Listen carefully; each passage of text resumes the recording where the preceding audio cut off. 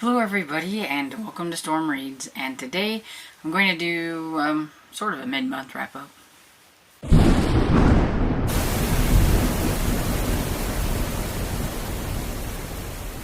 So even though I think it's a little bit more than mid-month, I should have did this like in the middle of probably last week.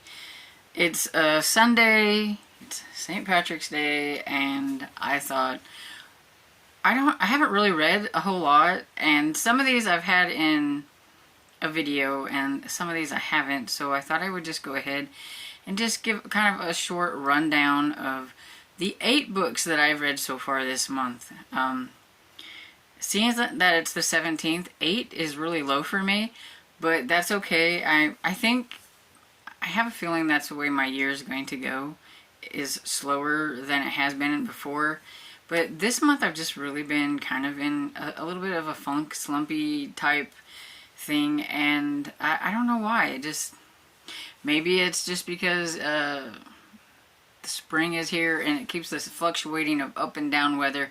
Like today it's like really pretty and sunny out, and tonight's gonna be like 27, and it's like really, and everything. I'm ready for just warm all across the board. I know a lot of people don't like it this time of year, but this is my time of year, and so I'm really hoping for a nice warm, I don't like extreme heat, but I do like nice and warm. And so yeah, so I don't know, maybe that's why I'm a little bit in the funk, but I've noticed a lot of people have been saying the same thing, like they're really having a time, so maybe it's just March all the way around. I don't know. But anyway, so I have 8 books. So the first one was Once Upon a Murder by Samantha Larson. It's the second book in the Lady Librarian series, and I give this one 3 stars. I didn't like this one as much as I liked the first book. The first book definitely was a bit more interesting. This one, my problem with this one was just too much talk about ladies' monthlies during the historical time period. I don't know. And how some things get mixed up with, could it be part of a crime scene or something? And I don't care. I don't. Pick a different topic, author, please. I don't really care. What I do like about this series is that the lady, the main character, is like 40. And I mean, and it does have her thinking a lot about having babies and things like that, which I know is kind of why all of this talk and everything was happening a little bit, but still, it went on for far too long in the book. If it would have been just a little bit, I would have been okay, but yeah, it just went on too far, and I didn't care for it, and so it just kind of lowered my rating of this one, because I just didn't have as much fun, and I really didn't want to continue, but I kept continuing because I did want to find out what was happening at the same point. But when there's something off-putting in a book, sometimes that will make you not want to read it. And yeah, so hopefully the next one will have better topics and I will enjoy it more. Then the next one was Double Indemnity by James M. Cain, and this one is the second book that I have read by this author, and I definitely like this one a lot more, but I talked about it in my video that I'll try to remember to link up here in the cards, that I was trying crime noir for the second time. The first time I wasn't a huge fan. Either one that I read, I wasn't a huge fan. I didn't like The Postman Always Rings Twice, and by James M. Cain, and I didn't like The Maltese Falcon by Dashiell Hammett, and so I wanted to try it again, because like with a lot of genres, not every book is going to be a hit, and you will find ones that you like more than others. And because I knew a little bit more going into these, how the crime noir was, how they are really kind of centered around sometimes despicable people who do bad things and have bad things happen to them because of the bad things that they do and everything. My expectations were a little different, and so yeah, I did enjoy Double Indemnity. The guy really, he just shouldn't have done what he did, and it kind of was interesting to see what happens to him at the end or whatever. And so yeah, I like that one. I gave that one 3 stars. And then I read The Big Sleep, which is also part of that video. And this is by Raymond Chandler. And I really liked Philip Marlowe. Because see, I was a little worried about private detectives in this era because I didn't like Sam Spade in The Maltese Falcon. And I really liked Philip Marlowe. So, you know, it's a different in characters, it's a different in authors maybe, or whatever, but it's the same time period where I felt that Philip Marlowe had some sarcastic wit and entertaining inner monologue and just dialogue and everything all together and stuff. I just didn't really feel that with Sam Spade. I just felt like he was just a plain out like sexist dummy most of the time. I really didn't like him. And so, you know, I mean, it's still going to be from that time period, and it's still going to have things that some people won't like now and everything. And it does have a few, like, some racism, and it has some treatment of women that, you know, people wouldn't get away with now. But, I mean, it was a, you know, it's 1930s or whatever, so different time. And so I don't let that bother me. And so yeah, so I really like this one, and I can't wait to get to another Philip Marlowe book. And I'm hoping that maybe I can do that this month. So the next book I have is The Black Hand by Will Thomas. It's the 5th book in the Barker and Llewellyn series. It's a historical mystery series. I have enjoyed that series in the past, and I don't know why I haven't really continued on with it. Now that I've read the 5th one, I am really hoping to kind of continue on with it and try to catch up with it, because I did find it a little hard to go into this one because it's been so long. I had lost a little bit of what I've thought about the characters and like how the characters were, and you know, and that kind of thing. And that is, you know, one of the things I do like to read in order, but when I do let a series lag like that, it's really hard to kind of get my groove going back again. But I really did like this one. It was about the mafia.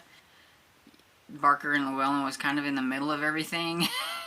and everything. So yeah, it was a lot of fun. I like the time period, which I can't remember. I think it's Victorian. But don't hold me to that. But I do like Barker and Llewellyn. They're different. They're inquiry agents is what they were called back then instead of private investigators. And so yeah, so I gave this one 4 stars because I did overall enjoy it and everything, but yeah, I could definitely tell that, you know, I can't remember, it's like who is Barker and who is Llewellyn. I couldn't remember quite a bit because it's probably been several years since I read number 4, so hopefully I will get to number 6 this year, and I can kind of keep the momentum going and not let it lapse so long. Then the next one I have is A Royal Conundrum by Lisa Yee. It's the first book in the Misfits series, and I did a middle grade video where I talked about the 2 middle grade books that I read this month, and so I will try to remember to link it in the cards somewhere. I'm never quite sure I can get the cards linked to where I'm talking, but they're going to be there somewhere.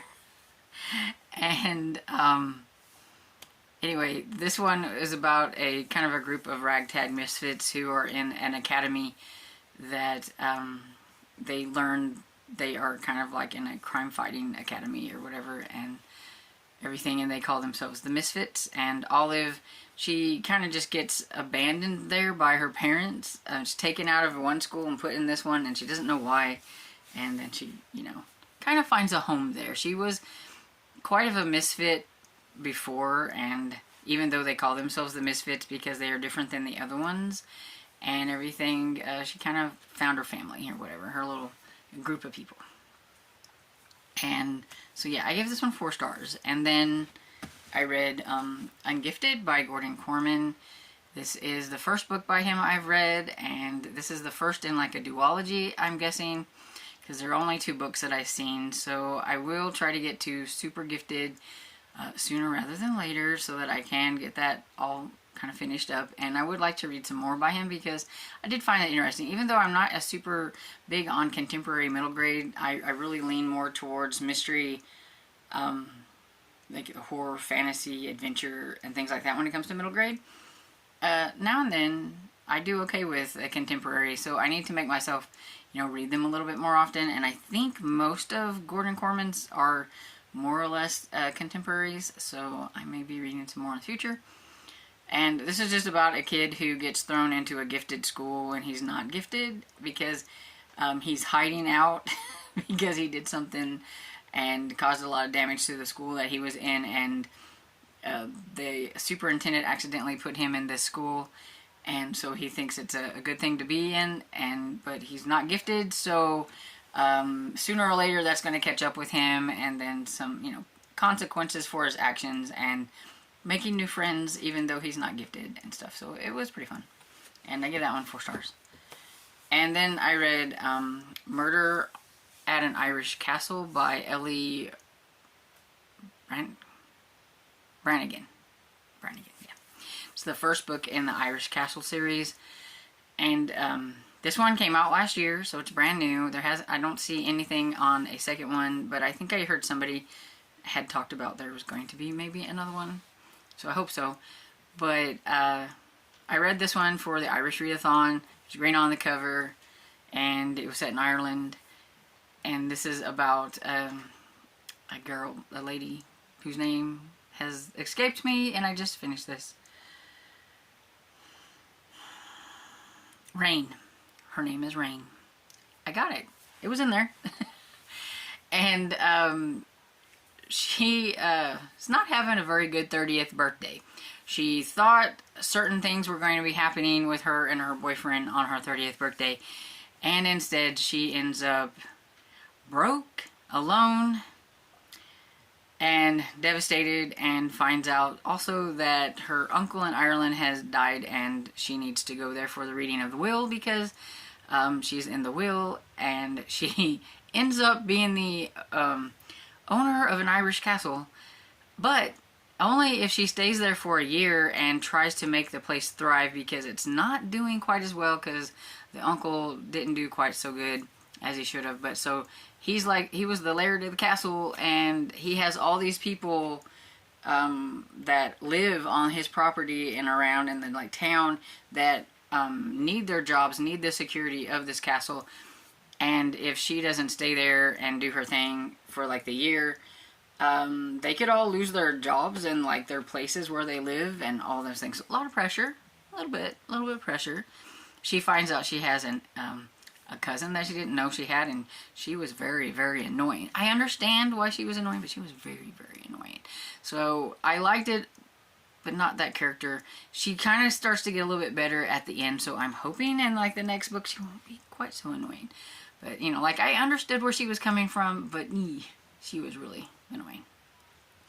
But yeah, so she finds out that her uncle may not have had an accident, and so they're trying to figure out what happened.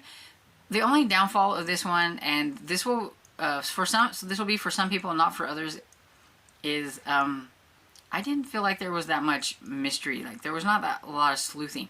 This one definitely was a setup book of setting up her coming there, her trying to decide if she's going to stay, because she creates high-end wedding dresses in Rodeo Drive. So she can't do that from Ireland, or can she? And she has to try to figure out what she's going to be doing and everything. So it was a lot of setup, a little bit of mystery. It already comes with the person already dead, so you didn't even get to know the person. You kind of try to get to know him through them talking about him and everything. So that's not normally my cup of tea. I don't normally really like that, but I did enjoy this one, and I did give it 4 stars.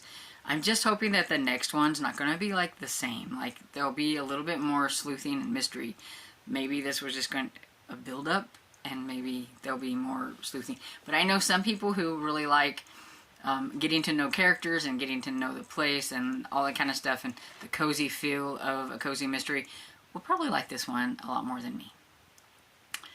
And then the last book that I read was The Thin Man by Dashiell Hammett. Okay, so Dashiell Hammett is the one who wrote The Maltese Falcon, so I wasn't sure if I wanted to try him again, but I thought, well, Nick and Nora Charles, different characters, different, they're not Sam Spade. Maybe it'll be a little different, and I'm really glad I did because I really liked The Thin Man. Nick and Nora Charles, they are a sophisticated husband and wife team. They have all this sarcastic wit about them. They bicker back and forth in this really funny manner, and even whenever he keeps saying that he's not investigating, he gets pulled into this investigation, whether it's by the police or by some of the people that are involved. His wife keeps saying, "Are you investigating, dear?" And he's like, No, I'm not. But yes, he is, kind of. And the fact that Nora doesn't really care if he's in a room with this lady and this lady is really trying really hard to seduce him or whatever it is, because she's kind of like, well, did you have fun or whatever? And he's like, not really.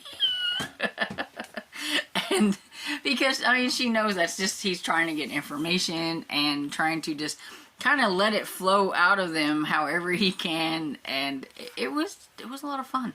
It did have a few dark moments whenever, they were talking about an article about this one guy and cannibals. That was a little, I don't know, that part didn't really seem like it needed to be there.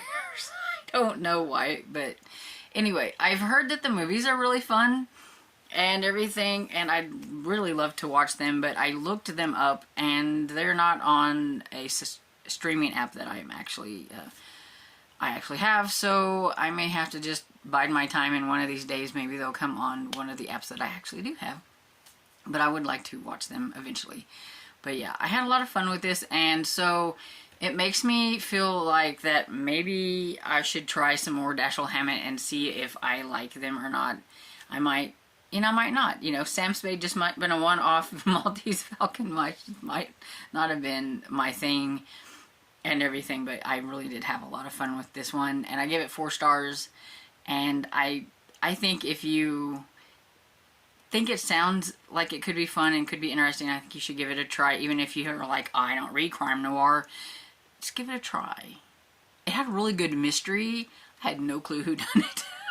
So I was just along for the ride, and it's not very long. It's like 203 pages or something like that, and so give it a try. But yeah, so those are the 8 books that I have read, and I have a lot that I'm in the middle of. We all found that one out whenever I did my currently reading at the beginning of the week, and I think I've added more to it. Because I'm really I don't know what I want to read when I don't know. I'm just all over the page this month, but that's okay. I'm still getting mysteries read, even if they're not the mysteries that I said I was going to read, And let me know, what did you read this month? What have you read so far that was maybe your favorite? Do you have a favorite so far? I would say my favorite so far is probably going to be The Thin Man, and then The Big Sleep. Those are going to be my favorites so far. And so I'd like to know what your favorites were so I can add to my TBR, and maybe something you read might strike a chord with me and I want to read it too. And everything. But anyway, so I hope you enjoyed this video, and if you did, please give it a thumbs up and subscribe, and I will see y'all in the next video. Bye!